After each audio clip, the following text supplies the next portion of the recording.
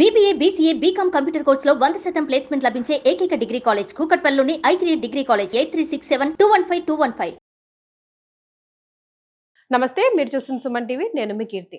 March 14 Holi. ఈ రోజున మనకి గ్రహణం ఉంది అంటున్నారు. ఏ ప్లేసెస్లో ఉంది? మన భారతదేశంలో ఉందా లేదా? ఇతర ఏ దేశాల్లో ఏ సమయాలకి గ్రహణం వస్తుంది? అక్కడున్న మన తెలుగు వాళ్ళు ఎలాంటి నియమాలు పాటించాలి? మరి సూర్య చంద్రులు ఒకరే కాబట్టి, ఆ రోజు చంద్రగ్రహణం కాబట్టి భారతదేశంలో ఉన్న వాళ్ళు కూడా ఎలాంటి నియమాలైనా పాటించవలసిన అవసరం ఉందా లేదా? ఇలాంటి ప్రశ్నలన్నింటినీ నివృత్తి చేయడానికి మనతో పాటు ప్రముఖ ఆస్ట్రాలజర్ బ్రహ్మశ్రీ నందిబట్ల శ్రీహరి శర్మ గురుగారు ఉన్నారు. నమస్తే గురుగారు. వాగర్థ వివ సంపృక్తౌ వాగర్థ ప్రతిపత్తయే జగతః పితరౌ వందే పార్వతీ పరమేశ్వరౌ. సదాశివ సమారంభాం శంకరాచార్య మధ్యమాం అస్మదాచార్య పర్యంతం వందే గురు పరంపరాం. ఆదిత్యాయ చ సోమాయ మంగళాయ బుధాయ చ గురు శుక్ర శనిభ్యశ్చ రాహవే కేతవే నమః. శృంగేరి జగద్గురు పీఠాధిపతులకి, కంచి పీఠాధిపతులకి నమస్కారములు తెలియజేసుకుంటూ కార్యక్రమాన్ని ప్రారంభిద్దాం. గురుగారు, ఇందాక నేను చెప్పినట్టుగా రకరకాల వాదనలు వినిపిస్తూ ఉన్నాయి గ్రహణానికి సంబంధించి. ముఖ్యంగా పండుగ రోజు గ్రహణం రావడం, మన భారతదేశంలో ఉంది అని కొంతమంది, లేదు అని కొంతమంది, వేరే ఇతర ఏ దేశాల్లో ఉంది, అసలు భారతదేశంలో కనిపిస్తుందా లేదా, కనిపించినప్పుడు మనం ఏమైనా నియమాలు కానివ్వండి, ఎలాంటి ఆచారాలని కానివ్వండి పాటించవలసిన అవసరం ఉందంటారా గురుగారు? భారతదేశంలో 14వ తారీఖు రోజున ఏర్పడుతున్నటువంటి చంద్రగ్రహణం అయితే భారతదేశంలో కనిపించటం లేదు. అయితే దీనికి ఒక విశిష్టత ఉందమ్మా. ఎందుకనంటే ఉన్నటువంటి 12 మాసాలలో ఆఖరి మాసం ఫాల్గుణ మాసం. అందున ఫాల్గుణ మాసంలో ఉత్తరా నక్షత్రము కానీ, పుబ్బా నక్షత్రం కానీ, అనగా పూర్వ ఫల్గుని కానీ, ఉత్తర ఫల్గుని నక్షత్రం ఉన్నప్పుడే పౌర్ణమి ఏర్పడుతుంది. ఈసారి హోలీ పండుగ అనేటువంటిది మనకు సంపూర్ణముగా ఈ ఉత్తరా నక్షత్రం ఉన్నటువంటి సమయంలోనే మనకున్నది. కాబట్టి ఈ హోలీ పండుగ భారతదేశం అంతా ప్రజలందరూ కూడా జరుపుకుంటారు. విదేశాల్లో ఉన్న భారతీయులు కూడా ఎక్కడ ఉన్నా జరుపుకుంటారు. కాకపోతే ఈసారి 14వ తారీఖు రోజున చంద్రగ్రహణ ప్రభావం అనేటువంటిది ఏర్పడుతుంది. ఇదే కాకుండా మళ్ళీ 29వ తారీఖు రోజున సూర్యగ్రహణ ప్రభావం కూడా ఉన్నది. అంటే ఒకే నెలలో 2 గ్రహణాలు ఏర్పడబోతున్నాయి. ఇది మొదటిసారి గురుగారు ఇలా అవ్వడం? చాలా సార్లు వచ్చాయమ్మా, చాలా సార్లు వచ్చాయి. కానీ దీని తదనంతరం విపరీత పరిణామాలు చోటు చేసుకున్నాయి. మీకు ముఖ్యంగా గమనించుకుంటే మనకు ఈ షష్టగ్రహ కూటం అనేటువంటిది 29వ తారీఖు రోజున ఏర్పడుతుంది. దీనికి సామీప్యముగా మనం గనక చూసుకున్నట్లయితే ఈ కరోనా అనేటువంటిది రాకముందు కూడా షష్టగ్రహ కూటమి ఏర్పడడం, ఆ సందర్భంగా ముందు గ్రహణాలు ఏర్పడడం, ఆ తదనంతరమే ప్రపంచాన్ని వణికించేటువంటి కరోనా వైరస్. అంటే ఈ వైరస్ అనేటువంటిది ఒకసారి మనకు భూమి మీదకి రాలేదు. అంతకుముందు ఎన్నో ప్రయోగాలు జరిగి ఉంటాయి. కానీ ఈ షష్టగ్రహ కూటమి ఏర్పడడం ధనుస్సు రాశి, అగ్నితత్వ రాశి. ఈ అగ్నితత్వ రాశిలో ఉండడమే ప్రధానంగా యుద్ధము ప్రకటించడం అని అంటారు. అంటే యుద్ధం వల్ల జరిగేటువంటిది ఏంటి? ప్రాణ నష్టమే కదా. విజయం ఎవరికైనా రావచ్చు, కానీ ప్రాణ నష్టం జరుగుతుంది. అలాగే ప్రపంచమంతా కూడాను ప్రాణ నష్టం జరిగినటువంటి సంఘటన. ఇక దాన్ని బేస్ కనుక చేసుకొని చూసుకుంటే ఇప్పుడు షష్టగ్రహ కూటం అనేటువంటిది 29వ తారీఖు రోజున వస్తుంది. దీనికి ప్రపంచవ్యాప్తముగా ఈ ఫాల్గుణ మాసం అనేటువంటిది ఒక విక్టిమ్ గా తయారైంది.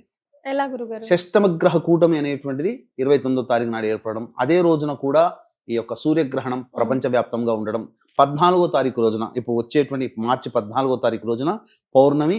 ఇక్కడ సంతోషంతో జరుపుకుంటాం, కానీ అక్కడ విదేశాల్లో కొన్ని దేశాల్లో ఈ యొక్క చంద్రగ్రహణ ప్రభావం అనేటువంటిది ఏర్పడుతుంది. తద్వారా ప్రపంచవ్యాప్తంగా ఎక్కడైనా గ్రహణాలు ఏర్పడినప్పుడు సాధారణమే కదా అని చెప్పి చాలా మంది కొట్టిపడేస్తుంటారు. కానీ ఇక్కడ అటువంటి విషయాన్ని కొట్టిపడేయాల్సినటువంటి అవసరం లేదమ్మా. ఎందుకనంటే ప్రపంచవ్యాప్తంగా మనకు మంచి చెడు జరిగేటువంటి సంఘటనలు ఈ గ్రహణాలకి లింక్ ఉంటాయి. పెద్ద పెద్ద ఉత్పాతాలు జరిగిన, ప్రకంపనలు కలిగి ఈ యొక్క ఎర్త్క్వేక్స్ అనేటువంటి ఉన్నా, లేదా గొప్ప గొప్ప నాయకులు మరణించిన, లేదా ప్రపంచవ్యాప్తంగా ఏదైనా సామూహిక మారణ హోమం లాంటివి జరిగినా, లేదా అత్యధిక ప్రాణ నష్టం జరిగేటువంటి సంఘటనలు ఏవి జరిగినా, వాటి జరగడానికంటే ముందు తరువాత ఈ గ్రహణ ప్రభావం ఉంటుంది.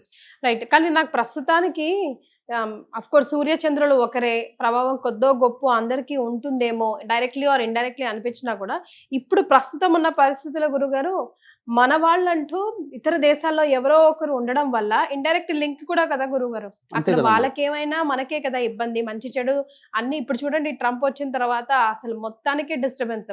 పిల్లలందరూ చాలా మంది మన ఫ్యామిలీ మెంబర్స్ మొత్తం డిపెండ్ అయ్యి disturbance. అక్కడ ఉన్నారు కాబట్టి సో ఇది ఈ గ్రహణం కూడా ఆ దిశగా మనం చూసుకోవాల్సిన అవసరం ఉందంటారా? ఎందుకంటే ఇంతకు ముందు జరిగినటువంటి 2 గ్రహణాలు ఏవైతే ఉన్నాయో అవన్నీ కూడా అమెరికా కేంద్రంగానే జరిగాయి. ఇప్పుడు కూడా జరగబోతున్నటువంటి గ్రహణాలు ఏంటి? ఈ చంద్రగ్రహణం America, Canada, Mexico, Australia, New Zealand, Japan వంటి ఆఫ్రికా వంటి దేశాలలో ఈ యొక్క గ్రహణ ప్రభావం ఉంటుంది. కాబట్టి మోస్ట్ విక్టిమ్ కంట్రీగా కూడా దీనికి సంబంధించి చూసుకుంటే అమెరికా మనకు కనబడుతుంది. ఎక్కువగా మన ప్రాంత ప్రజలందరూ కూడా, భారతదేశంలో ఉన్న వాళ్ళందరూ కూడా అమెరికాలోనే ఎక్కువగా నివసిస్తున్నటువంటి జనం. కాబట్టి ఉదయం 10 తారీఖు రోజున ఉదయం 10:36 ప్రారంభమై సాయంత్రం అనగా మధ్యాహ్నం పూట 3:12 వరకు ఈ గ్రహణ ప్రభావం ఉంటుంది. పాక్షిక చంద్రగ్రహణము. దీనికి మనకు చెప్పబడినటువంటిది ఏంటంటే బ్లడ్ మూన్ అని అంటారు. అంటే ఎర్రటి రంగులో కనిపిస్తుంది అని అర్థం. అక్కడ గురుగారు గ్రహణాలు సంపూర్ణము, పాక్షికము అనేటువంటిది మన రింగ్ ఎక్లిప్స్ అని, అంటే ఉంగరం లాగా కనిపించేటువంటిదని, ఇలా అనేక రకాలైన పేర్లలో ఉంటాయి. అంటే గ్రహణం అని ఏర్పడేటువంటిది ఆ గ్రహణ సందర్భంగా వచ్చేటువంటి యొక్క చిత్రము. తద్వారా అంటే ఆకాశం అంతా చంద్రుడు ఎరుపు వర్ణంలో కనిపిస్తాడు. అంటే ఆ యొక్క సంబంధించినటువంటి ఈ కిరణాలు ఏవైతే భూమి మీద ప్రసరిస్తుంటాయో, భూమికి, చంద్రుడికి, సూర్యుడికి మధ్య ఉన్నటువంటి కిరణాలు అవి పరివర్తనం చెంది ఎరుపు రంగులో మనకు కనిపించిన మాత్రం ఎరుపు రంగులో. అందుకనే బ్లడ్ మూన్ అనేటువంటిది మనకు చెప్పబడి ఉంది. కాబట్టి ఆ ప్రాంత ప్రజలు మాత్రం ఆచార నియమాలు పాటించాల్సిందే. కానీ ఇది మన భారతదేశంలో కనిపించదు కాబట్టి ఎటువంటి నియమాలు పాటించాల్సినటువంటి అవసరము లేదు. అంటే ఇల్లు కడుక్కోవడం, చిత్రపటాలు ఇవన్నీ మూసేయడం, ఇట్లాంటివన్నీ కూడా మనం ఏం పాటించాల్సిన అవసరం లేదు. కాకపోతే ఈ గ్రహణం ఏర్పడుతున్నటువంటి రాశిని బేస్ చేసుకొని కొన్ని రాశుల వారికి మాత్రము చాలా విపత్కర పరిస్థితులు అనేటువంటివి కలుగుతాయి. కొన్ని రాశుల వారికి యోగ కాలము అని చెప్పవచ్చు. ఏంటి ఆ రాశులు గురుగారు? అంటే మంచి జరిగేవి ఏ రాశులకి, అలాగే కొంచెం డేంజర్ జోన్ లో ఉన్న రాశులు వాళ్ళు ఏంటి, అండ్ వాళ్ళకి ఏమైనా మనం పరిహారాలు సూచించగలుగుతామా గురుగారు? తప్పకుండానమ్మా. ఇక్కడ ఏంటంటే ఈ గ్రహణం ఏర్పడుతున్నటువంటి దానికి సంబంధించి మనం హోలీ పండుగ ఇక్కడ సంతోషంగా జరుపుకోవాలి. అయితే ఇక్కడ వీక్షించేటువంటి సుమన్ టీవీ ప్రేక్షకులు కూడా గమనించాల్సిన అంశం ఏంటంటే అహోరాత్రములు అని అంటారు. అహోరాత్రములు అంటే ఏంటి? 4 ప్రధానమైనటువంటి రాత్రిపూట జరుపుకునే పండుగలు చాలా ప్రభావవంతమైనటువంటి పండుగలుగా చెప్పబడి ఉంది మన పురాణాలు, శాస్త్రాల ప్రకారం. ఒకటి మొట్టమొదటిది శివరాత్రి, రెండవది మదన పూర్ణిమ, దీన్ని హోలీ పౌర్ణమి అని అంటుంటారు, కామదహనము అని అంటుంటారు. ఇది రెండవది, ఇది రాత్రిపూట జరుపుకునేటువంటిది. శివరాత్రి కూడా రాత్రిపూట జరుపుకునేది కదా. అలాగే జన్మాష్టమి అంటే ఇది కూడా రాత్రిపూట జరుపుకునే పండుగ కదా. మళ్ళీ దీపావళి రాత్రిపూట జరుపుకునేటువంటి పండుగలు. అంటే సంవత్సరం మొత్తంలో రాత్రిపూట జరుపుకునే గొప్ప పండుగలు ఈ 4 మాత్రమే. ఈ 4 రోజుల్లోనే 1000 సూర్యగ్రహణాలు, 1000 చంద్రగ్రహణాలు కలిస్తే ఎంతటి పుణ్య ఫలితం ఉంటుందో అంతటి పుణ్య ఫలితము ఈ 4 పౌర్ణమిలలో ఒక్కొక్క పౌర్ణమి రోజున ఉంటుందని చెప్పి మనకు శాస్త్రం. అందుకనే ప్రధానంగా చాలా విశేషమైనటువంటి పూజాది కార్యక్రమాలు నిర్వహించుకోమని మనకు చెప్పబడి ఉంది. కాబట్టి ఈ హోళికా పౌర్ణమి, కామ పౌర్ణమి, కామదహన పౌర్ణమి, మదన పౌర్ణమి అంటే మన్మధుడు మరణించినటువంటి రోజుగా చెప్పబడినటువంటిది రోజు. కాబట్టి అందుకనే మనకు శాస్త్రం ప్రకారం చూసుకుంటే హోళీ పండుగ ముందు 15 రోజులు అసలు ఈ యొక్క పాల్గొన మాసంలో పూర్వము ఒక 500-600 సంవత్సరాల కిందట పెళ్లిళ్లే జరుపుకునే వాళ్ళు కాదు. ఎందుకంటే భార్యాభర్తలు దాంపత్యంలో జీవించాల్సినటువంటిది, దాంపత్యానికి మూలకారకుడైనటువంటి మన్మధుడు మరణించినటువంటి సమయం కాబట్టి ఈ యొక్క మాసంలో చేసుకునేవాళ్ళు. కానీ కాలక్రమేణా దగ్గరగా వచ్చి 10 రోజుల ముందు అటు ఇటుకు జరుపుకునేవాళ్ళు కారు.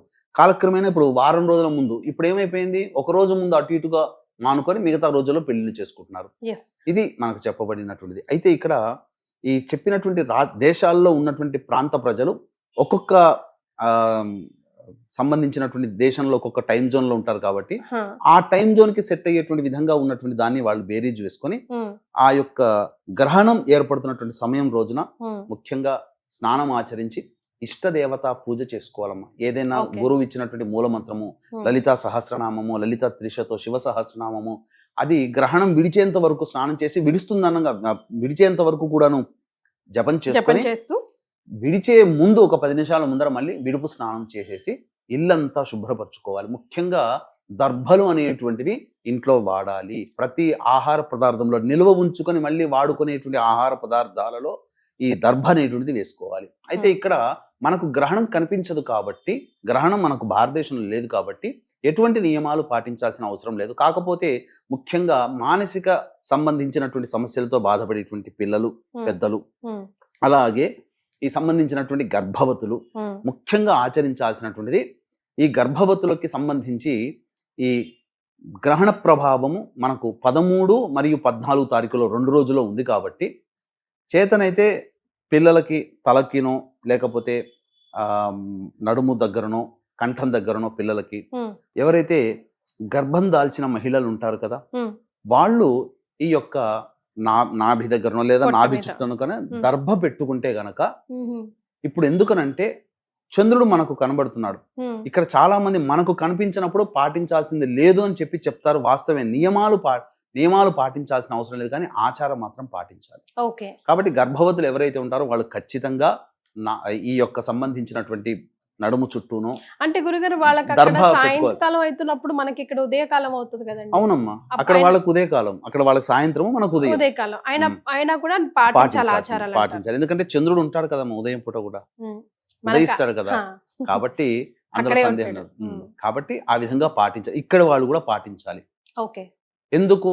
ఇది విశ్వవ్యాప్తమైనటువంటి జరిగే ఇన్సిడెంట్, కేవలం ఒక దేశంలో మాత్రమే జరుగుతుంది, ఇంకో దేశంలో అని కాదు ఇక్కడ. కాకపోతే అక్కడ కనిపించే వాళ్ళకి మాత్రం ఆ నియమాలు పాటించాలి. ఇక ప్రధానంగా మీరు అడిగినటువంటి ఏ రాష్ట్ర వారికి ఇబ్బంది బాలేదు సార్. గురుగారు ఈ ఏ రాశుల వారికి ఎలాంటి ప్రభావం చూపిస్తుందనే ముందు, ఆ రోజు పొరపాటున లైక్ చెప్పలేం కదా గురుగారు, రోజుకి ఎంతో మంది పుడుతూ ఉంటారు, చనిపోతూ ఉంటారు. సో ప్రత్యేకంగా గ్రహణంలో ఎవరైనా పిల్లలు పుట్టినా లేదంటే ఎవరైనా పరమపదించినా ఎలాంటి నియమాలు ఉంటాయంటారు? దాని మీద అది ఎఫెక్ట్ వంశం మీద కానీ లేకపోతే ఆ పిల్లవాడి మీద కానీ ఉంటుందంటారా? ఇక్కడ గ్రహణం అనేటువంటి సందర్భంగా జన్మించినప్పుడు గ్రహణ వేద గ్రహణ శాంతిగా చేసుకోవాలమ్మా. ఎందుకనంటే గ్రహణం అనేటువంటిది ఆషామాషి అయినటువంటి సమయం అయితే ఇక్కడ పుట్టినా ఎక్కడ పుట్టినా, ఇక్కడ పుడితే ఇక్కడ మనకు కనిపించదు కాబట్టి సంబంధం లేదు. విదేశాలలో ఆ సమయంలో గనక జన్మ ఇచ్చినట్లయితే ఎక్కడైతే గ్రహణం వస్తుందో ఆ సమయంలో ఉంటే గనక పుట్టిన తర్వాత 11వ రోజున ఖచ్చితంగా గ్రహణ శాంతి చేసుకోవాల్సిందే, నవగ్రహాలకి జపాలు చేసుకోవాల్సిందే, అలాగే ఉదక శాంతి చేసుకొని ఇంట్లోకి ప్రవేశం చేయాల్సిందే, ఇంట్లో శుద్ధిగా అవన్నీ కావాల్సిందే. అలాగే చనిపోతే కూడా ఉదక శాంతి చేసుకోవాల్సిందే, తప్పదు. గ్రహణంలో చనిపోవడం అనేటువంటిది మాత్రం సరైనది కాదు. కాకపోతే ఇక్కడ మనకు భారతదేశంలో కనిపించదు కాబట్టి దానికి సంబంధించినటువంటిది ఏమీ చింతించాల్సిన పని లేదు.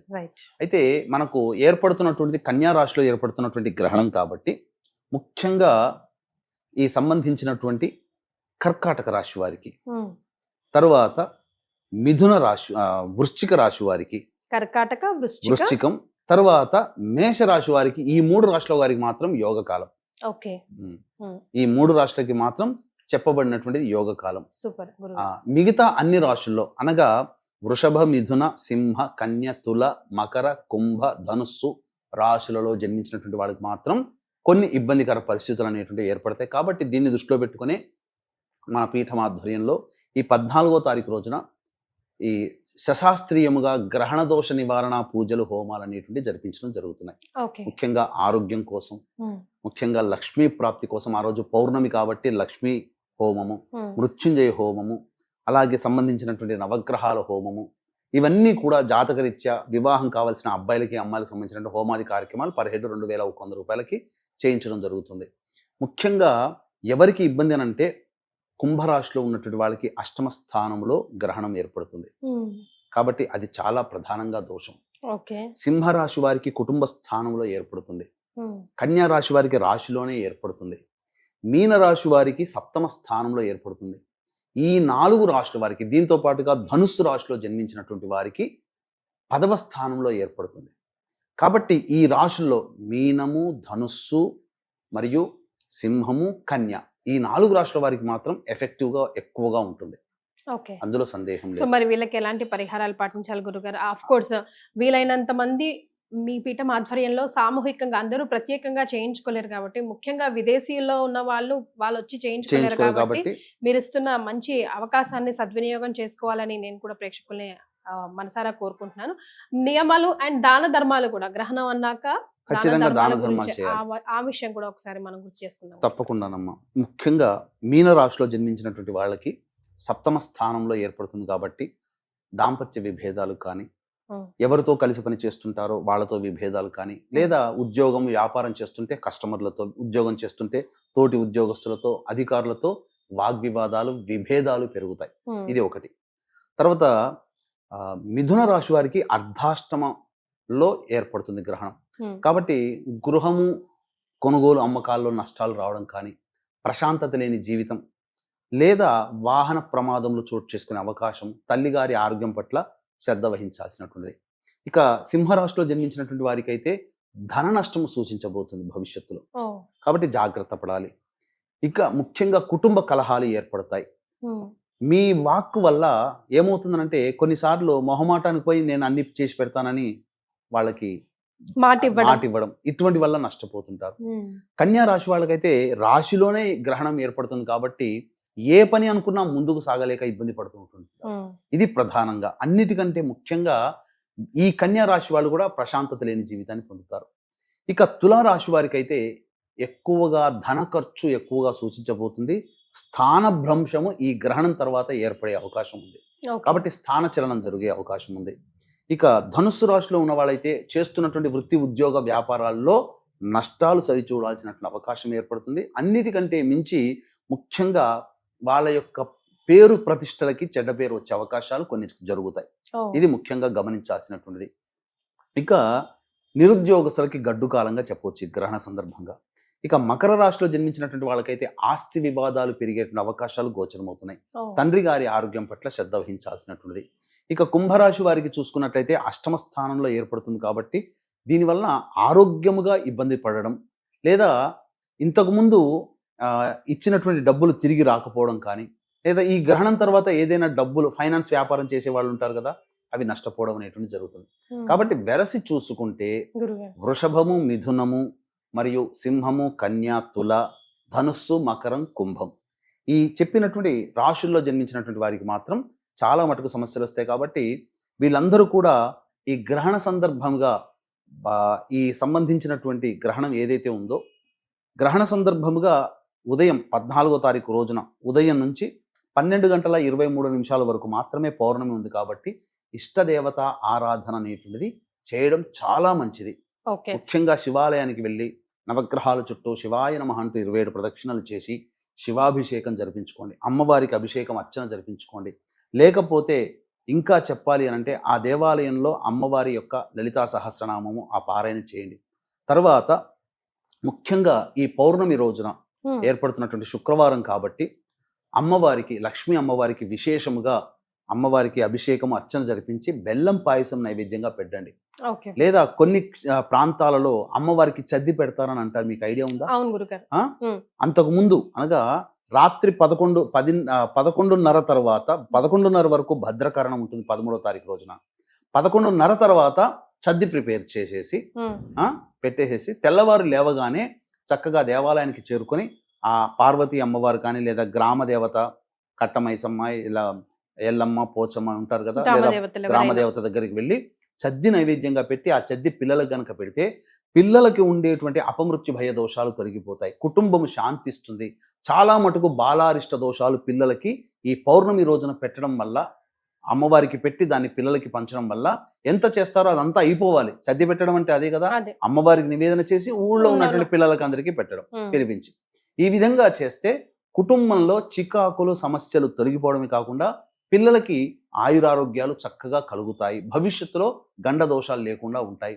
ఇంకా విశేషంగా ఇప్పుడు మీరు చెప్పినన్ని వాళ్ళు చేసుకునేటువంటి పరిహారాలు. ఇంకా అవకాశం ఉంటే విదేశాల్లో ఉన్నటువంటి వాళ్ళు కూడా ఇక్కడికి దాకా మన దాకా ఇక్కడ దాకా ఇంట్లో చేసుకోలేరు కాబట్టి అవకాశం ఉంటే మన పీఠం ఆధ్వర్యంలో జరిగేటువంటి చంద్రగ్రహణ దోష నివారణ పూజలు, హోమాల్లో నమోదు చేసుకోవచ్చు. ఇక విశేషంగా ఈ చెప్పబడినటువంటి రాశుల్లో జన్మించినటువంటి వారు చంద్రగ్రహణము రూపు వెండితో చేసినటువంటిది, అలాగే బియ్యము, తెల్లటి వస్త్రము, ఇవి దానము చేసినట్లయితే చాలా మటుకు శాంతిస్తాయని చెప్పవచ్చు. రైట్ గురుగారు. అంటే ఇందాక చెప్పిన పరిహారాలు విదేశీయులకి కొంచెం అనుకూలంగా లేకపోవచ్చు, ఎందుకంటే ఎక్కడో దూరంగా దేవాలయాలు అవి ఉంటూ ఉంటాయి కాబట్టి ఇంట్లో నెక్స్ట్ డే ఉదయం వాళ్ళు ఏమైనా చేసుకోవడానికి, పాటించడానికి, గ్రహణ దోషాలు పోవడానికి ఏమైనా దేవుడి పూజలు కానీ మంత్రాలు కానీ ఏమైనా ఉన్నాయా గురుగారు? గ్రహణ సందర్భంగా ఎవరైనా చెప్పేది ఇష్టదేవత ఆరాధన చేసుకోవడం. ఓకే. తర్వాత ఆ చేసిన తర్వాత బియ్యం ముఖ్యంగా బ్రాహ్మడికి దానం చేయడం, ఓకే. అది లేదా బ్రాహ్మడి కోసం ఏదైతే చెయ్యాలని పెట్టుకుంటారో ఆ బ్రాహ్మడి కోసం పెడుతున్నానని చెప్పి ఆ తీసి విధంగా పక్కన తీసి పక్కకు పెట్టేసుకొని పెట్టి ఎప్పుడైనా వెళ్ళినప్పుడు ఆ బ్రాహ్మడికి ఇచ్చి ఆశీర్వచనం తీసుకోండి, తగు దక్షిణ ఇచ్చి నమస్కారం చేసుకుంటే చాలు. రైట్. సో భారతదేశంలో లేకపోయినప్పటికీ స్ట్రిక్ట్ గా నియమాలు పాటించకపోయినప్పటికీ ఆచారాలు మాత్రం ముఖ్యంగా మన గర్భిణీ స్త్రీలు. భారతదేశంలో Yes. భారతదేశంలో చెప్పినటువంటి వృషభ, మిథున, సింహ, కన్య, తుల, మకర, కుంభ, ధనుస్సు ఈ రాశుల్లో జన్మించిన వాళ్ళు మాత్రం ఖచ్చితంగా ఈ యొక్క గ్రహణ ప్రభావానికి గురవుతారని చెప్పడంలో ఏం మాత్రం సందేహం లేదు. మన భారతదేశంలో కనిపించదు కదా అనడానికి లేదమ్మా. మన భారతదేశంలో కనిపించకపోయినప్పటికీ నియమాలు పాటించాల్సిన అవసరం లేదు. కానీ ఆచారాలు ఈ మాత్రం ఆచారం మాత్రం ప్రపంచానికి సంబంధించింది. గ్రహణం మన భారతదేశానికి లేకపోతే ఆ విదేశాల్లో కనిపిస్తుంది. నియమాలు పాటించాల్సిన అవసరం లేదు. కానీ ప్రపంచం మొత్తానికి, అందుకనే చూడండి దీని తర్వాత వచ్చేటువంటి పెను మార్పులు చాలా జరగబోతున్నాయి. షష్టగ్రహ కూటమి, 2 గ్రహణాలు ఒకే నెలలో ఏర్పడడం. ఈ 2 గ్రహణాలు ఒకే నెలలో ఏర్పడడమే గ్రహ సంచార ప్రభావంలో మహాభారత యుద్ధం జరగడం కారణం. కార్తీక మాసంలో ఇది, అందుకనే ఇది కూడా కారణం. కాబట్టి భవిష్యత్తు వినాశనానికి ఇప్పుడు మనం సంతోషంగా ఉన్నామని సంతోషపడాలి. కానీ భవిష్యత్తులో వచ్చేటువంటి నష్టం కరోనా ఎవరైనా ఊహించారా? కాబట్టి ఇప్పుడు కూడా అదే చెప్పబడుతుంది. దీని తర్వాత ప్రపంచవ్యాప్తంగా పెను మార్పులు చోటు చేసుకోబోతున్నాయి. షష్టగ్రహ కూటమి ఎందుకనంటే మీన రాశిలో సంబంధించినటువంటిది సూర్యగ్రహణం ఏర్పడుతుంది. చంద్రగ్రహణం కన్యా రాశిలో, కన్యా రాశి భూతత్వ రాశి, సూర్యగ్రహణం ఏర్పడేది జలతత్వ రాశి. కాబట్టి ఖచ్చితంగా ప్రకంపనలు, ఎర్త్ క్వేక్స్, అలాగే సునామీలు, అంటే సముద్రంలో అలజడులు జరిగి అనేటువంటిది సముద్రం తీరం కోతకు గురయ్యే అవకాశాలు గోచరమవుతున్నాయి. ముఖ్యంగా సునామీలు ఏర్పడి బాగా నష్టం జరుగుతుంది. అంతేకాకుండా ఈ రాశికి సంబంధించినటువంటి భచక్రంలో గనక చూసుకున్నట్లయితేనమ్మా, అది 12వ రాశి. రాశి నుంచి 12వది అంటే ఏంటి? అదే ఆఖరు రాశి. సృష్టి వినాశనం కూడా అక్కడ జరగబోతుంది. ఆ రాశ్యాధిపతి అయినటువంటి గురువు వృషభ రాశిలో ఉన్నాడు. ఎవరి నక్షత్రంలో ఉన్నాడు? మృగశిర నక్షత్రంలో ఉన్నాడు. ఆ మృగశిర నక్షత్రాధిపతి అయినటువంటి కుజుడు స్తంభించి మిథున రాశిలో ఉన్నాడు. కాబట్టి ఖచ్చితంగా స్తంభించి ఉన్నటువంటి కారణం చేత ఈ అస్త్రశస్త్రాస్త్రాలు వేసుకునే సందర్భాలు కొన్ని దేశాల్లో ఏర్పడబోతాయి. ఇప్పటికీ కామ్గా ఉన్నా దీని ప్రభావం మాత్రం ఖచ్చితంగా ఉంటుంది. అందులో ఏమాత్రం సందేహం లేదు. రాసి పెట్టుకోండి, ఇది మాత్రం ఖచ్చితమమ్మా.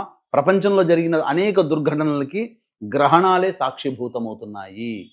కాబట్టి మనం తేలిగ్గా తీసుకోవాల్సిన అవసరం లేదు. మనకు లేదు కాబట్టి మనం పాటించాల్సింది లేదు, నియమాలు పాటించాల్సిన అవసరం లేదు. కానీ ఖచ్చితంగా మనం చేసుకుంటే తప్పేందమ్మా? ఒక దేవుడి పూజ చేసుకుంటే చేసుకోమని చెప్తున్నాం, తప్పేముంది? దేవుడి పూజ ఇంట్లో స్త్రీలు కాస్త జాగ్రత్తగా ఉండమని, దైవారాధన చేసుకోండి, తప్పేమీ లేదు కదా. ఏం పోయేది ఏమీ లేదు మనకు, ఇంకా పుణ్యమే తప్ప. కాబట్టి ఇది చేసుకుంటే ఏమవుతుందంటే కొంత రక్ష, దైవిక రక్ష మనకు, మన కుటుంబానికి కలుగుతుంది. ఆ మాత్రం కూడా ఈ మంచి చెప్పినా కానీ లేని దానికి ఇవన్నీ చెప్తున్నారని చెప్పి వాదించేవాళ్ళు మన హిందువులోనే ఉంటారు. కాబట్టి ఇప్పుడు ఎలా ఉంటుందంటే, మన తిండి తిని మనల్ని వెన్నుపోటు పొడిచేవాడు ఎట్లా ఉంటాడో మన హిందువులే దీనికి ఇలా తయారవుతుంటారు. లేదులేండి గురుగారు, మీరు మంచి చెప్తే తీసుకునే వాళ్ళు కూడా కోకోలేదు. మంచి చేయడంలో లాస్ట్ లో చాలా, ఇప్పుడు వెస్టర్న్ కంట్రీస్ లోనే వస్తుంది పౌర్ణమి కాబట్టి చాలా మంది పిలుపునిస్తున్నారు, బీచెస్ కి రండి, చూడండి, మీరు చూడొచ్చు అని చెప్పేసి. ఈ క్రమంలో గర్భిణీ స్త్రీలు కూడా వెళ్ళే అవకాశం ఉంటుంది. ఎందుకంటే సైన్స్ ఇంత అయినప్పుడు ఏది జరుగుతుందా అలా అనుకుంటారు. బట్ అఫ్ కోర్స్ మన హిందువులు అన్న వాళ్ళు ఎక్కడున్నా కూడా ఆ భయం అయితే మనసు లోపల ఉంటుంది. సో ఎలాంటి జాగ్రత్తలు తీసుకోవాలి గురుగారు? ఇప్పుడు ఒకప్పుడమ్మా ప్రపంచవ్యాప్తంగా చూసుకుంటే మతిస్థిమితం లేనటువంటి సంతానము పిల్లలు ఎవరు లేరు. కానీ ఇప్పుడు ఎందుకు పెరుగుతున్నారు? కారణం ఏంటంటే ఆ యొక్క గర్భవతులు గ్రహణ సందర్భంగా నియమాలు పాటించలేకపోవడం. ఇప్పుడు గ్రహణం మొర్రి వ్యాధి అని అంటారు, జెనెటికల్ ఇష్యూస్ అని అంటారు. గ్రహణ సందర్భంగా చూసినటువంటి తల్లులకే అటువంటి సంతానం ఎందుకు కలుగుతుంది?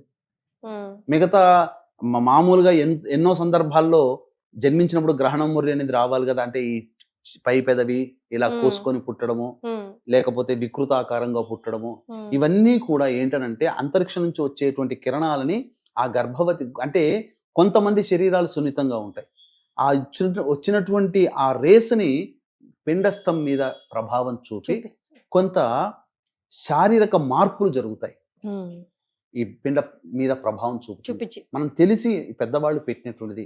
ఇప్పుడు పెద్దవాళ్ళ కంటే గొప్పవాళ్ళం కాదు కదా, అస్సలు కాదు. వాళ్ళకున్న విజ్ఞానం మనకుందా?